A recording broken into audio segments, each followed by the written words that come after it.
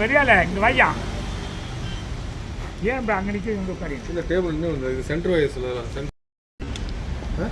திருப்பி திருப்பி பேச வர்றா அவருக்கு என்னடா டேய் எத்தனை பேசுவார்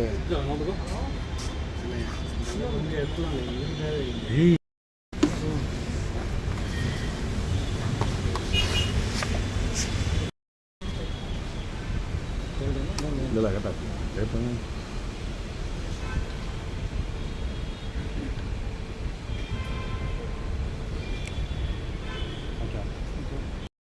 இந்திய அரசியலமைப்பு சட்டம் வந்து பார்லிமெண்ட்டும் பிரதம மந்திரி கூட தப்பு செய்தா உச்ச நீதிமன்றம் அவர்களை தண்டிக்கலாம் என்ற கேட்கலாம் தண்டிக்கலாம் என்ற உரிமையை வழங்கி இருக்கிறது.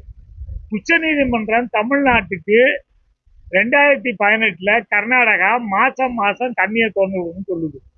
ஜனவரி, பிப்ரவரி, மார்ச், ஏப்ரல், மே அந்த 5 மாசத்துக்கும் ஒரு மாசத்துக்கு 2.5 டிஎம்சி 12.7 டிஎம் திறந்ததுன்னு சொல்லியிருக்கு. ஜூன்ல 9.19 டிஎம் திறக்க சொல்லியிருக்காங்க. இந்த ஜூலைல 31 டிஎம்சி 31.24 டிஎம்சி திறக்க சொல்லியிருக்காங்க. ஆனா கர்நாடகா திறக்க மாட்டேங்குது. இங்க வந்து கர்நாடகா வந்து 1892க்கு முன்னாடி 90,000 ஏக்கர் தான் சாடி பண்ணிச்சு. 30 லட்சம் ஏக்கர் சாடி பண்ணாங்க. 1924 ஒரு அக்ரிமெண்ட் போட்டு அவங்க 5,90,000 ஏக்கர், நம்ம 25 லட்சம் ஏக்கர் சாடி பண்ணோம்.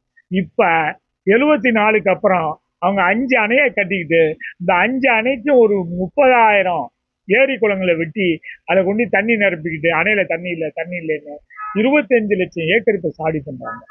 தமிழ்நாடு 30 லட்சம் ஏக்கர் 3 போகம் பண்ணவங்க இப்போ ஒரு போகம் 10 லட்சம் ஏக்கர் கூட பண்ண முடியல.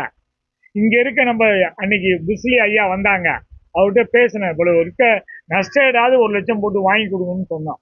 நீங்க இப்ப நானும் போறேன், நீங்களும் போடுங்க, கேஸ் போடுங்கன்னு சொல்லியிருக்காரு. எங்களுடைய வேண்டுகோள் என்னன்னா, இது ஒரு ஜனநாயக நாடு. இந்த ஜனநாயக நாட்டுல உச்ச நீதிமன்ற தீர்ப்பை கேட்க மாட்டேன், பேச மாட்டேன் அப்படின்னு சொன்னா அவங்க மேல வழக்கு போட்டு விவசாயிகளுக்கு நஷ்டஈடு வாங்கி தர வேண்டிய கடமை மாநில சர்க்காருக்கு இருக்கிறது.